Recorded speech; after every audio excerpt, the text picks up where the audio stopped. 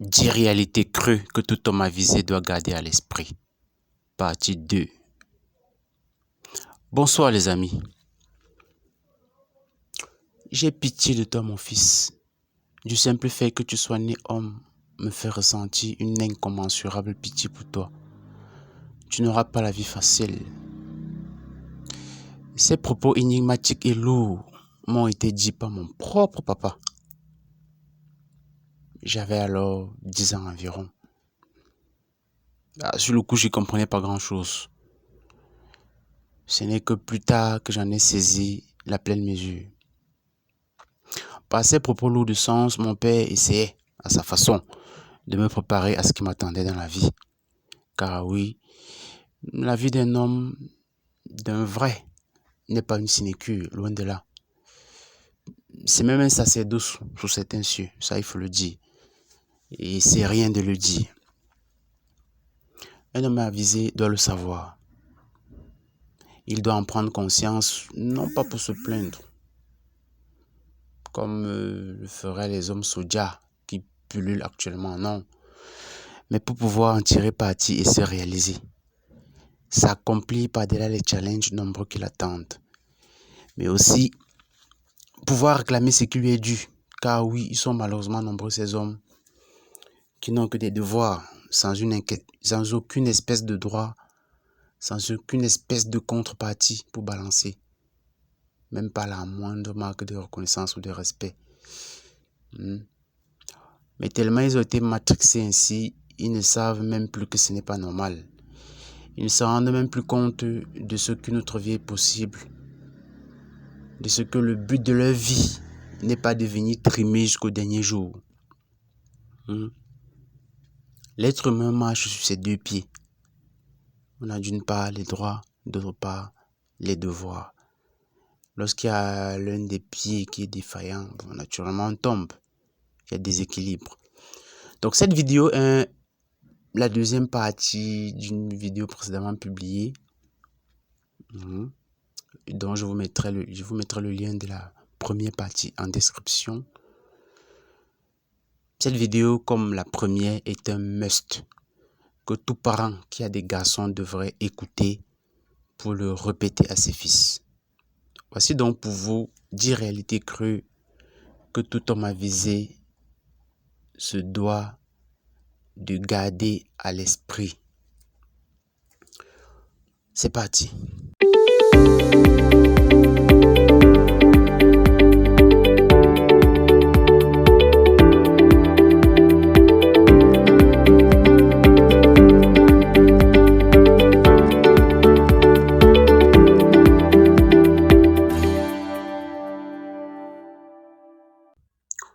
Numéro 1. En cas de divorce, les chances sont grandes que la garde de tes enfants ne te soit pas confiée. Ouais. C'est de l'ordre de 90% des cas. Pour ceux qui se rendent un peu dans les tribunaux, qui sont un peu des habitués des tribunaux, ils savent de quoi je parle. Donc, il est probable que tes enfants, en cas de divorce, il est probable que tes enfants appellent un autre homme papa. Numéro 2. En cas de divorce toujours, à moins que tu n'apportes de preuves matérielles irréfutables, les torts te seront toujours imputés. C'est comme ça. On l'a déjà dit dans la première partie, c'est toi le grand méchant. Il ne faut jamais l'oublier. Tu es perçu comme étant le grand méchant. Numéro 3, en cas de divorce encore, il est probable que tu continues d'apporter ton soutien financier à une femme qui, avec un autre homme, qui nique avec un autre homme, qui N-I-Q-U-E avec un autre homme. Et ce soutien financier, tu vas le lui apporter de façon directe ou indirecte, sous forme de pension alimentaire, soi-disant pour les enfants, ou même pour elle-même. Dans certaines législations, il y a les pensions qu'on attribue à la femme, c'est une sorte de pension de réversion qu'on attribue à la femme comme ça en cas de divorce. Mais très souvent, c'est sous forme de pension alimentaire au bénéfice des enfants. Mais naturellement, les enfants étant mineurs, ça passe par leur mère qui, NIQE, avec un autre homme, mais qui reçoit ton argent et prélève une portion pour ses propres besoins naturellement. Ce soutien financier peut aussi prendre la forme de partage des biens acquis durant le mariage, donc de liquidation de la communauté, comme disent les juristes. Voilà. Numéro 4. Les valeurs que tu portes en tant qu'homme, force, virilité, instinct de protection, sont qualifiées de toxiques et dénigrées sans nuance. Ouais. Aujourd'hui, on parle de masculinité toxique. C'est pas ce que ça veut dire. Pour parler de ces hommes virils, des hommes véritablement masculins, quoi. Ouais. Quel dénigrement. Donc, tu devras vivre avec un sentiment perpétuel de culpabilité. Ouais. Tu te reprochant presque d'être un né homme. C'est quand même terrible, l'époque dans laquelle on vit. Numéro 5. Tes efforts ne seront jamais reconnus. Ouais, les efforts des hommes ne sont pas reconnus. Ça, il faut le dire. C'est un fait. La preuve, les rares journées internationales qui te sont dédiées passent entre deux titres dans les médias et ne donnent pas lieu à diffusion particulière. Ouais. Donc, quelles sont les journées internationales dédiées aux hommes? La fête des pères, je crois. Je crois que c'est tout. La fête des pères. On n'en parle pas particulièrement. Il n'y a pas de diffusion particulière. A contrario, les femmes, elles ont des tas de journées dédiées. Journée mondiale de la femme, journée de la femme africaine, fête des mères, etc. etc. Hein? Des occasions qui, soit dit en passant, des événements qui, soit dit en passant, ne sont que des occasions pour pousser la femme à davantage consommer. Ce sont des événements qui contribuent davantage à chosifier la femme. La femme est vue comme un objet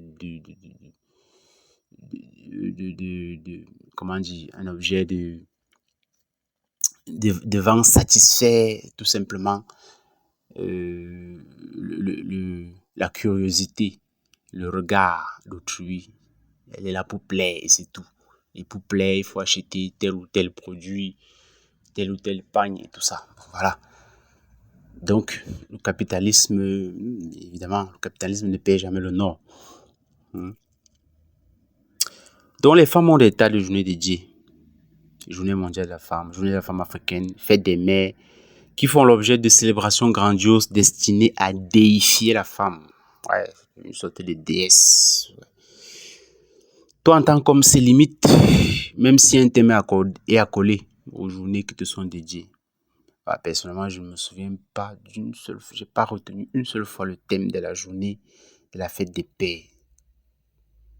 Encore que très peu de personnes me la souhaitent. Bon, c'est dit le caractère confidentiel de la chose. Numéro 6. Dans les concours grandes écoles, tu te verras recalé avec un 14 sur 20 pendant qu'une femme passe avec 10 sur 20. Ouais. C'est une sorte de comment dire, de discrimination positive, hein, sans savoir trop ce que ça veut dire en faveur des femmes et des autres minorités perçues comme pas favorisées. Bref, en effet, beaucoup de grandes écoles, en Australie notamment, pour répondre à l'idéal progressiste d'égalité et être bien vu, abaissent carrément les critères d'accès pour les femmes. Ce qui signifie que ces mêmes critères sont surélevés pour toi en tant qu'homme. Donc, tu devras faire plus d'efforts pour prétendre aux mêmes résultats. Oui. Vous allez voir, même des entreprises privées s'y mettent aussi au moment de lancer des recrutements. Ils mettent une petite mention là qui dit candidature féminine fortement encouragée, tout ça. Donc, ça veut dire, on va prendre certaines juste parce que c'est des femmes, sans égard particulier pour leurs compétences, juste parce que c'est des femmes. Bon, là, personnellement, je me demande si ce n'est pas de la discrimination. J'ai parlé initialement de discrimination positive, mais est-ce que c'est pas de la discrimination tout court en défaveur des hommes, ce qui est interdit par les conventions internationales sur le travail. Quelqu'un ne doit pas être discriminé en raison de son sexe, sa couleur, sa nationalité, etc., etc. Bon, bref. Les universités des pays occidentaux décadents, là, Australie, États-Unis et tout ça, excellent particulièrement dans cet exercice. Ouais. Pour l'entrée, dans les concours d'entrée dans les grandes universités. Ouais. Numéro 7. Une fois grand, tes enfants te donneront le tiers de ce qu'ils donnent à leur mère. Et encore. C'est comme ça qu'elle vous donne.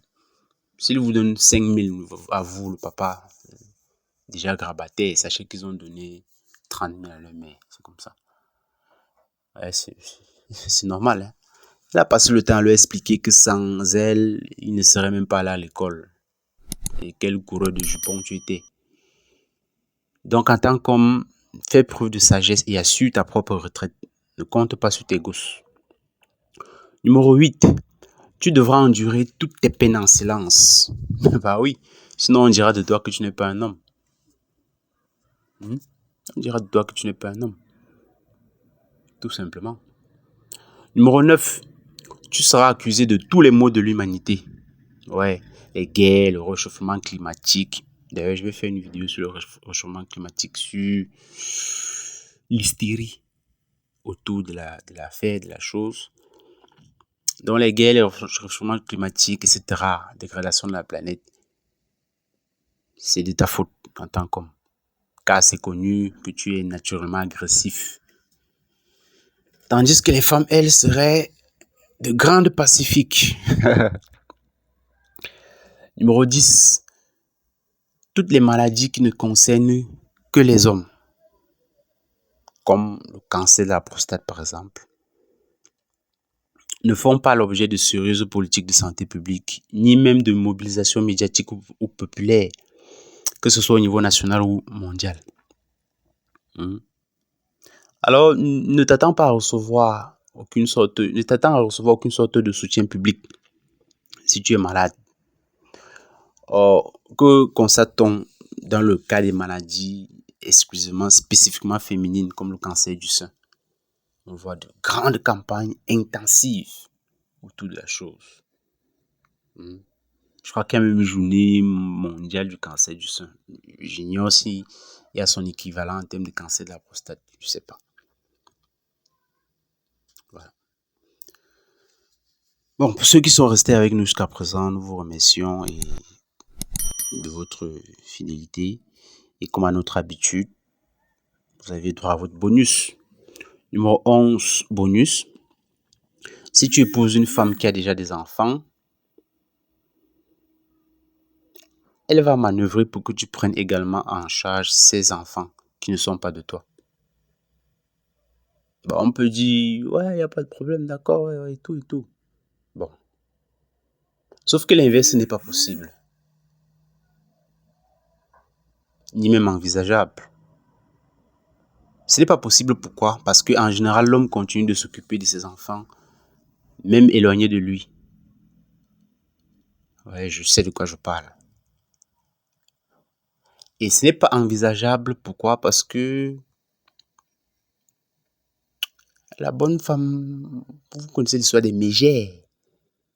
La bonne femme va s'arranger à nuire aux enfants qui ne sont pas d'elle. Tout simplement. Parce qu'elle voit le domicile familial comme étant le chez elle. Et il n'y admet que les personnes dont elle veut. Voilà. Donc, on aurait pu continuer à énumérer plein de raisons comme ça. Bon, il y en a beaucoup. Voilà.